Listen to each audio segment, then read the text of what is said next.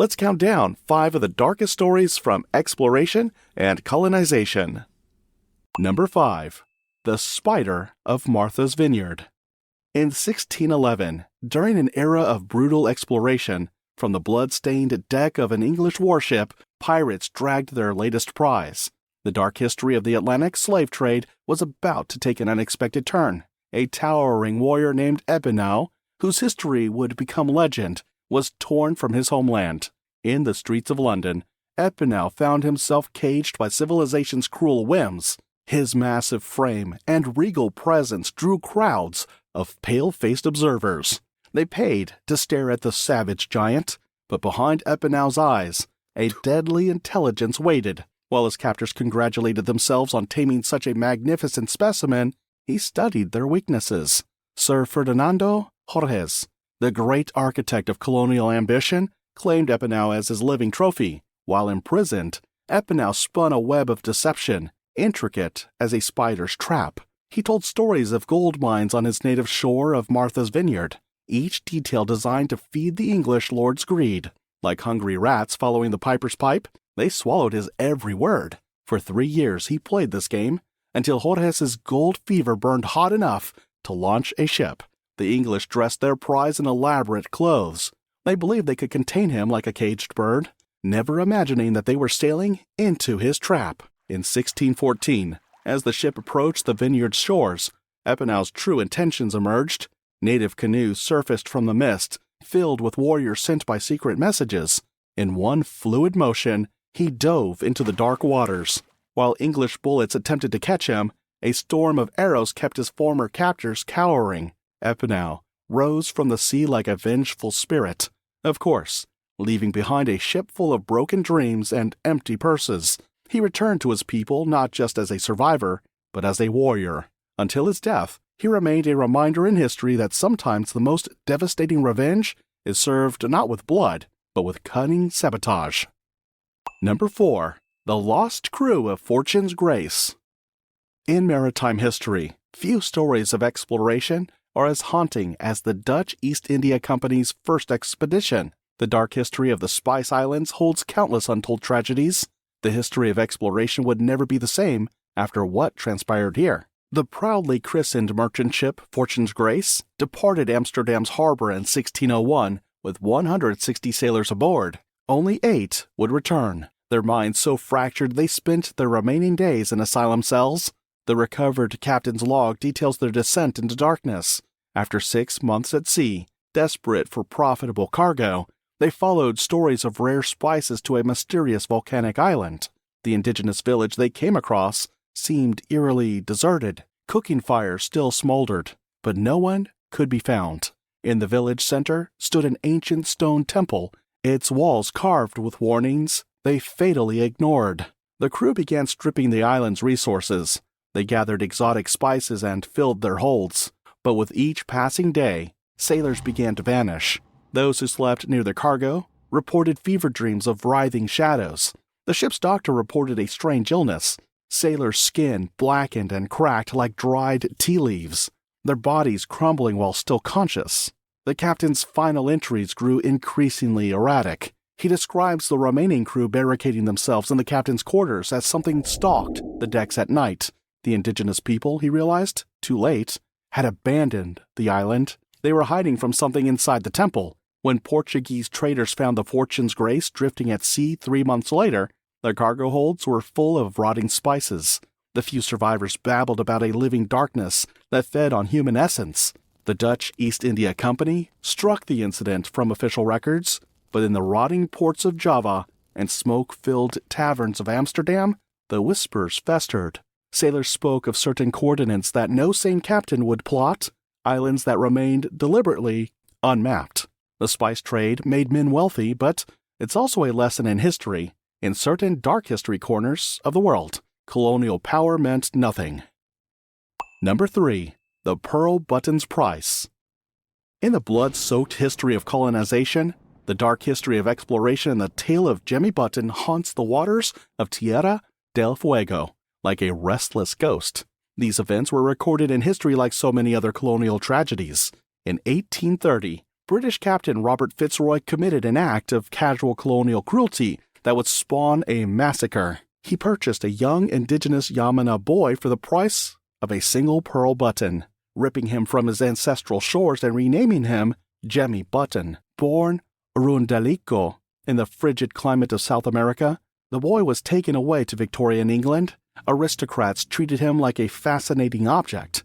They dressed him in fine clothes, taught him English manner, paraded him through society as a symbol of their civilizing influence. Even a young Charles Darwin befriended him, but years of forced integration, Fitzroy returned Jemmy to his homeland, but the boy who left was not the man who returned. Caught between two worlds, speaking a tongue his people couldn't understand, wearing clothes that marked him as neither fully English nor Yamana, Jemmy became a ghost in his own land. The final act of this colonial tragedy played out in Woollaya Bay. A few years later, along came a ship of English missionaries. They thought Jemmy would help spread the gospel. Instead, they were lured into a deadly trap. The waters of Woollaya Bay ran red as Jemmy carried out a massacre on the very civilization that once saved him. The British were horrified at the betrayal, blind to the irony that stealing a child might lead to vengeance. Jemmy Button's story ended just as it began, in blood and cultural collision, the arrogance of an empire against human nature's brutal reality. Number 2. How Rowan Oaks children vanished. The Roanoke colony's disappearance festers like an open wound in America's colonial exploration and history. In 1587, 115 men ventured across the Atlantic to bring civilization to the Carolina coast. They vanished into the mist of time, their only memory carved into weathered wood, Croatoan. Governor John White's departure should have been brief, a simple supply run back to England, but fate's cruel hand intervened. Spanish warships blockaded Europe's ports, trapping him for 3 merciless years while his colony faced the wilderness alone. This included his own daughter and infant granddaughter, Virginia Dare. Her first cries marked her as the first English child born on American soil. When White finally returned, he found a ghost settlement, frozen in time. No bodies, no signs of battle, no mass graves. The houses stood like empty skulls stripped of their wooden bones. Personal belongings lay scattered like breadcrumbs, leading nowhere. The agreed-on distress signal, a Maltese cross, was missing. Whatever claimed the colonists didn't come by force. The colony had arrived during the worst drought in 8 centuries. The once fertile soil turned to dust in their hands. The nearby waters offered up fewer fish with each passing day. In their desperate final months, the settlers watched their children waste away, their livestock die, their gardens wither under a merciless sun. Local tribes told tales of starving settlers who came to them mad with thirst and hunger. Some were taken in, trading their English ways for survival. Others, allegedly, turned to unspeakable acts during that terrible winter. Their history of survival would become legend among both natives and colonists alike. Generations later, neighboring tribes reported strange sights, children with ice-blue eyes speaking garbled English, fair-skinned warriors who moved like natives but looked like lost souls. Virginia Dare would have been 3 when the colony vanished. Did she survive to become something neither fully English or native? A living ghost of America's first lost settlement?